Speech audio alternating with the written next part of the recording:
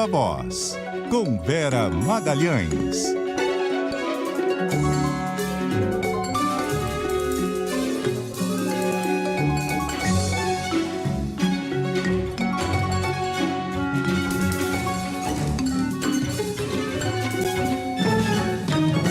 Viva Voz, Vera Magalhães, boa noite. Oi, boa noite, Bocardi, Carol, ouvinte, todo mundo que nos assiste também. Oi, Vera. Em nome de Eleildo Pereira, ansioso para ouvir a Vera descomplicar tudo nesta quinta-feira. Ele é de Vitória, no Espírito Santo. Oi, querido. Tarefa difícil essa de descomplicar, mas vou tentar não complicar ainda mais, que eu acho que já é uma vantagem. Falando em não descomplicar, mas desmatar, o governo comemorou a queda no desmatamento, menos 22% em um ano, sabendo ainda que é um número muito alto que existe e que o governo está celebrando. É um número muito alto, o próprio governo admite, mas está celebrando porque a queda ela é uniforme e consistente. Bocardi, eu falei agora com a ministra Marina Silva, estava conversando com ela, até por isso atrasei alguns minutinhos o Viva Voz aqui. Ela está de fato exultante, ela fez uma apresentação de dados, com PowerPoint, com gráficos, ao lado do presidente do IBAMA, Rodrigo Agostinho. E o que ela está celebrando é essa queda, apontada pelo PRODES, que é o sistema mais preciso que existe no INPE para medir dados de desmatamento. Ele faz o desmatamento no recorte de 12 meses, de agosto de um ano a julho do ano seguinte. E ele apontou essa queda de 22,3% em relação ao ano passado e também a primeira vez que a gente tem um desmatamento inferior a 10 mil quilômetros quadrados em um ano desde 2019. Portanto, é o melhor número em 5 anos. No melhor número desde o início do governo Jair Bolsonaro. No recorte que o governo fez, você tem ali um represamento maior do desmatamento no período do segundo semestre do ano passado e uma queda ainda maior nos primeiros meses de 2023. Então, de janeiro a julho, que é o período final medido aí pelo PRODES, a queda foi de 42%, então ela é mais consistente ainda depois da troca de governo. A Marina está atribuindo isso à volta das ações do que ela chama de comando e controle, um bordão que ela tem desde sempre, que era necessário você retomar as ações de comando e controle, e dentro disso a principal ação retomada é o PPCDAM, que é o Plano de Combate ao Desmatamento Ilegal na Amazônia, e a volta das multas e da fiscalização do IBAMA com rigor ali naquela região. Então, ela está atribuindo aí o aumento do número de brigadistas, o aumento do número de autos de infração lavrados, a melhora dessa situação, mesmo em condições adversas, porque você tem um semestre ainda sob o comando do governo anterior e esse primeiro ano teve aí esse evento do El Niño, principalmente no estado do Amazonas, que comprometeu um pouco a melhora ainda maior dos números, porque a seca e as queimadas prejudicaram um pouco esse recuo do desmatamento. Então, a ministra está muito animada, ela me disse que considera que isso vai ser fundamental para a retomada das negociações entre Mercosul e União Europeia, para o fechamento do acordo União Europeia-Mercosul, porque um dos principais embargos apresentados pela União Europeia para fechar o acordo é o fato de o Brasil não ter uma política comprometida com o desmatamento, com o fim do desmatamento, com o desmatamento zero. Ela acha que isso nos coloca no caminho da plausibilidade da meta estipulada pelo Lula de desmatamento zero em 2030. Então, ela acha que em 2026 já se vai estar num número mais próximo de cumprir a meta do presidente. E ela está animada também porque isso coloca uma perspectiva positiva para a COP30, que vai ser realizada em Belém do Pará e portanto, o Brasil como sede do evento vai ter todos os olhos postos sobre a questão da Amazônia, e ela está bastante animada com essa perspectiva. O que eu ouvi de outras pessoas com as quais eu conversei ao longo do dia de hoje também é que isso é importante para o empoderamento político da Marina dentro do governo. Ela vem travando uma série de batalhas contra a ala mais desenvolvimentista do governo, que quer empreender uma série de ações, inclusive na Amazônia. Tem 3 projetos de desenvolvimento que o meio ambiente vem tentando adiar, postergar ou, se possível, até barrar, mas que tem um lobby muito poderoso de outros ministros, que é a Ferrogrão, uma ferrovia que escoa grãos do Cerrado ali pelo norte do país, a exploração de petróleo na margem equatorial, que o IBAMA vem barrando, e a BR que vai passar ali, que vai cortar o estado do Amazonas e que é defendida com muito entusiasmo pelo ministro Renan Filho dos Transportes, a BR-319, e que o meio ambiente é contra. Um dos dados mostra que a queda no Amazonas, no estado do Amazonas, que passa por essa seca tão grave agora, chegou a mais de 50%. Então, o fato de não ter sido iniciado uma obra como essa, que vai cortar a Amazônia com uma rodovia, também é considerado pelos ambientalistas uma das razões para a queda do desmatamento. Então, um dia ali de celebrações no meio ambiente. Eles sabem que ainda tem muito a melhorar, que os dados ainda não são os melhores possíveis, que tem batalhas políticas que são difíceis para a ministra, mas os números foram muito positivos. E bom, Vera, ainda na agenda ambiental e também de direitos humanos, está para ser analisado aquele veto do presidente Lula ao projeto do marco temporal. Parece que esse veto vai cair com uma certa anuência do Planalto, né? Vai jogar parado, deixar essa batata quente aí com o Supremo. Essa é uma das questões que ainda são desafios para essa vitória plena da área ambiental sobre as demais, Carol. E essa é uma batalha que o governo tende a perder. Sabe que vai perder e meio está dando de barato que tudo bem perder, porque o Supremo Tribunal Federal tem uma posição já formada a esse respeito, e a posição é contra a definição do marco temporal como regra para a demarcação de terras indígenas. Então, o governo meio está dizendo, não está dizendo em on, é claro, vai deixar correr solto, mas que ele cumpriu a sua parte, vetou todos os artigos desse projeto, que é um projeto de lei e, portanto, não teria força para se contrapor a uma decisão da Corte Constitucional. E se o Congresso derrubar, como deverá fazê-lo, a coisa vai ficar mesmo para o Supremo. A gente sabe que está num momento de bastante controvérsia entre o Supremo e o Congresso. Isso é um dos fatores dessa controvérsia. Isso pode, de novo, inflamar os ânimos. Mas o que o pessoal do governo está imaginando é que o Supremo vai fazer valer o que ele decidiu numa sessão do seu pleno, com todos os ministros, com ampla cobertura e uma discussão extensa e longa. O que o Congresso decidiu foi deixar a análise dos vetos para o dia 23. Tem adiado já semana a semana, está empurrando com a barriga. Pode ser que se consiga empurrar um pouquinho mais, empurrar para o ano que vem e deixar essa questão para lá. Até para isso, pode ser que o Congresso decida não levar a ferro e fogo essa questão. Seria interessante que a bancada ruralista passasse a ter um olhar até mais estratégico para essa pauta ambiental e a pauta de respeito aos direitos humanos dos povos indígenas, etc., porque isso é uma das principais razões de visibilidade do Brasil no exterior hoje. E visibilidade não é só para Greta Thunberg e para esse pessoal dos direitos humanos e os ativistas verdes. É visibilidade para investimento. Investimento no Brasil hoje depende da floresta em pé e depende do respeito aos povos originários, à economia verde, à transição energética. Então, ficar se aferrando numa pauta, que é uma pauta em grande parte muito ideologizada, mas pouco importante do ponto de vista prático, me parece um erro estratégico do agronegócio.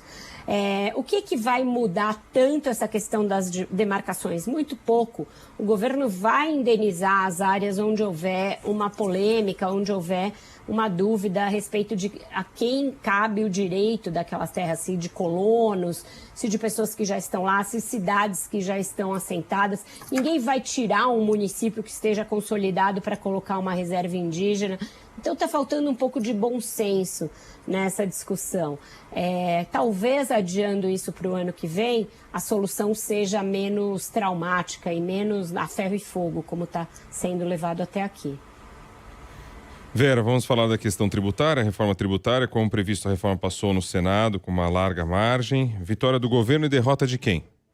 Vitória do governo, vitória do Arthur Lira e do Rodrigo Pacheco, que conseguiram conduzir esses placares muito difíceis em outros tempos, tanto numa casa quanto na outra. Placar de emenda constitucional não é simples e para fazer uma reforma tributária não foi simples ao longo de 3 décadas. Então, uma vitória grande desses personagens e uma derrota bastante significativa do ex-presidente Jair Bolsonaro, mais uma.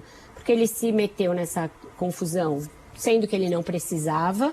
Ele já é ex-presidente, nem quando presidente ele se envolveu tão diretamente na questão da discussão das reformas. Ele não tinha apreço por liderar o próprio governo nessas questões relativas a reformas constitucionais. E agora ele resolveu, tanto na Câmara quanto no Senado, que ele conduziria uma derrota do governo. Ele foi mal assessorado, ele analisou mal o cenário e achou que poderia fazer a diferença quando não fez.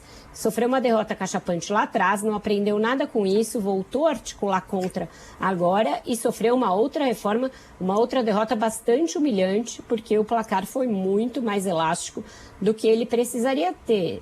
Teve 53 votos a favor, quando precisava de 49. Parecem poucos votos, mas se você olhar que só tem 81 senadores, faz diferença.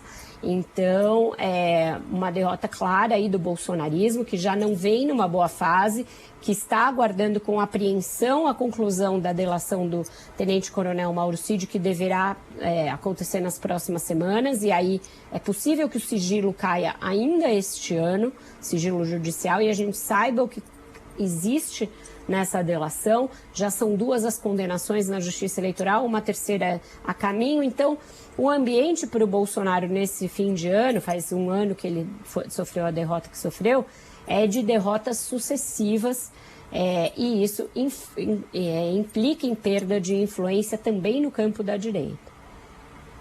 Vera, como é que deve ser a tramitação agora de volta à Câmara? Tem algumas mudanças que foram feitas no Senado e que podem ser complicadas aí de passar na Câmara dos Deputados, né?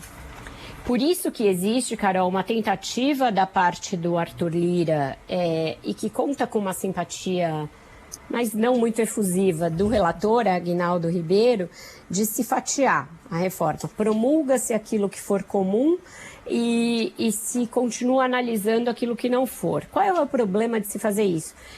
É uma reforma muito complexa e o texto do Senado teve profundas alterações em relação ao da Câmara.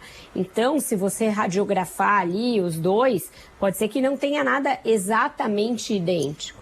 E é isso que o Aguinaldo deixou claro numa entrevista que ele deu, colocando ali em perspectiva essa ideia do fatiamento. O governo gostaria muito que a reforma fosse promulgada ainda esse ano, mas a gente está ali nas quase 12 badaladas de 2023. É difícil você imaginar que a Câmara vai analisar todas essas mudanças, não fazer mais nenhuma para evitar esse efeito ping-pong, né?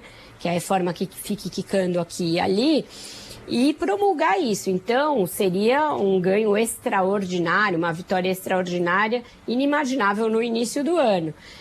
Eu acho que mesmo ter passado nas 2 casas e ainda precisar de ajustes já é uma vitória em relação ao panorama que a gente enfrentou nas últimas décadas e em relação ao que é o manicômio tributário do Brasil.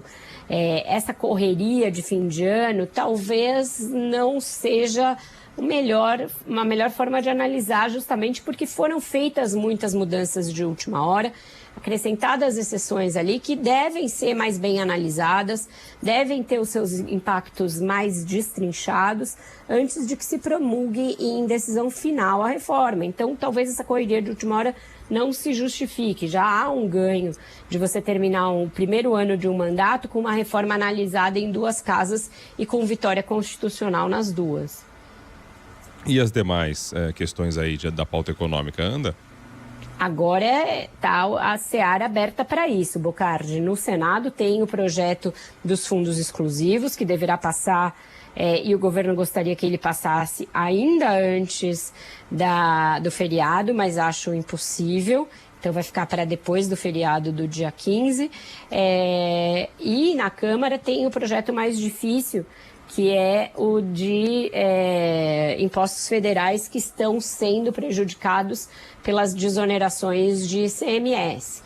O Haddad teve uma rodada de conversas com líderes das duas casas a respeito dessas matérias. Ele está num esforço concentrado para conseguir esses votos, mas esse projeto da Câmara é o mais difícil de todos eles.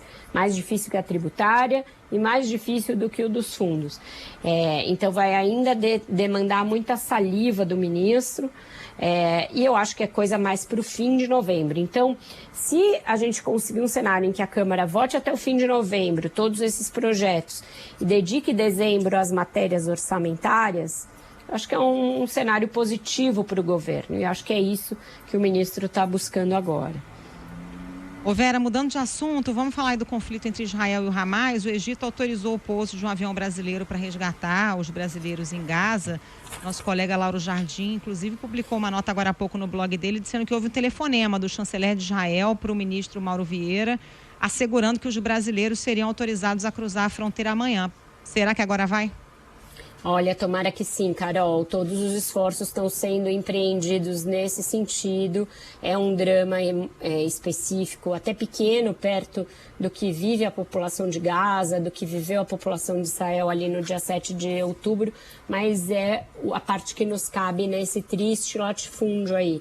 O governo brasileiro tem de fazer tudo o que estiver ao seu alcance para retirar essas pessoas em segurança de uma região que não oferece mais nenhum tipo de segurança para civis de nenhuma nacionalidade.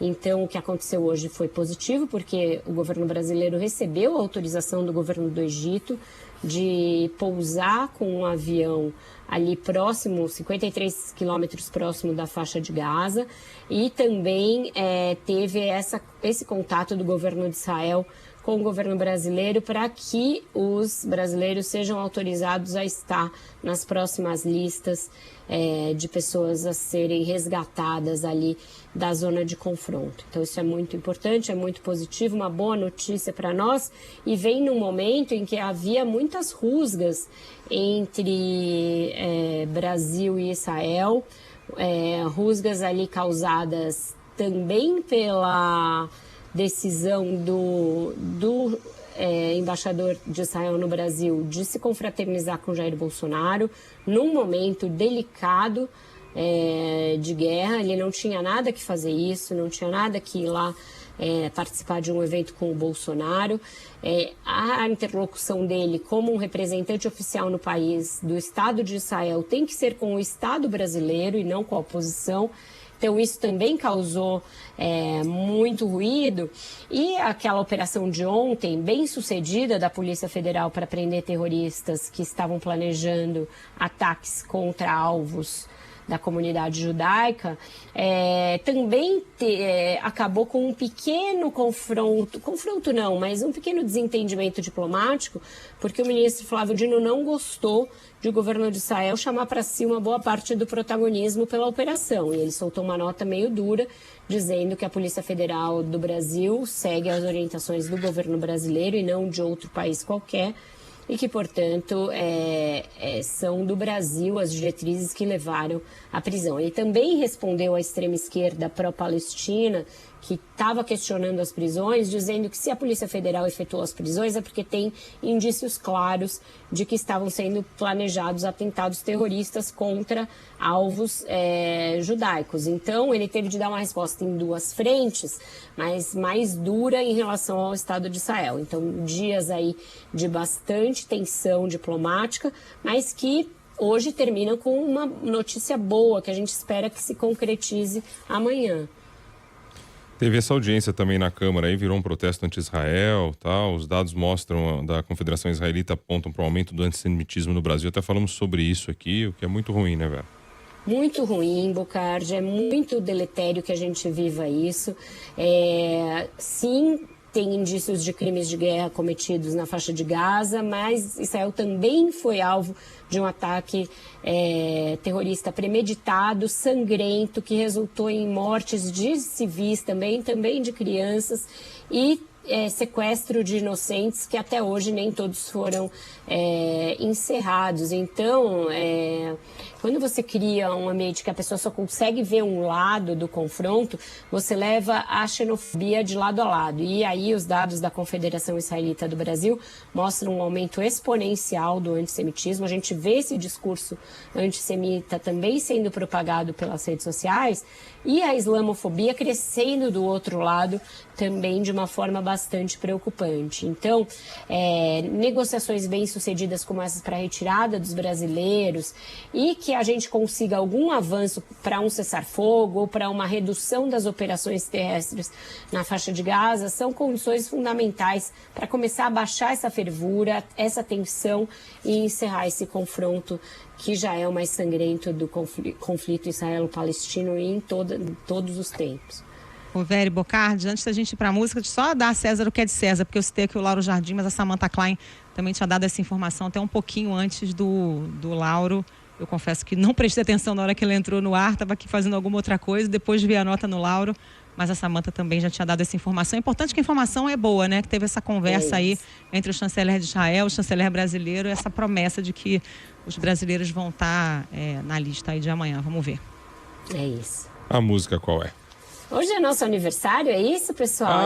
Ela lembrou, a gente deixou uma protagonista aqui lembrar do aniversário. Vocês não tinham falado nada ainda? Que blasés! Não falamos. Falamos nas nossas redes aí, eu e Carol, mas daí chegou o programa na correria que acabou que passou e daí você lembrou e ficou pra você. Tá bom, então fica com a emocionada aqui a função de sempre fazer isso. Hoje é aniversário do Ponto Final, 3 anos deste programa que embala fim de tarde aí do Brasil. Parabéns, Carol, parabéns, Bocardi, os timoneiros do programa, ao Greco, que é o nosso produtor, a toda a equipe da CBN que faz o Ponto Final. E é a casa do Viva Voz estendido também, então todo o meu carinho. Esse dia 9 também marca uma efeméride triste, que foi a morte da Gal. Faz 1 ano que a Gal morreu. Resolvi juntar as duas coisas, mas num tom pra cima, né? A Gal tinha muita música pra cima, então a gente vai celebrar os 3 anos do Ponto Final na voz de Gal Costa.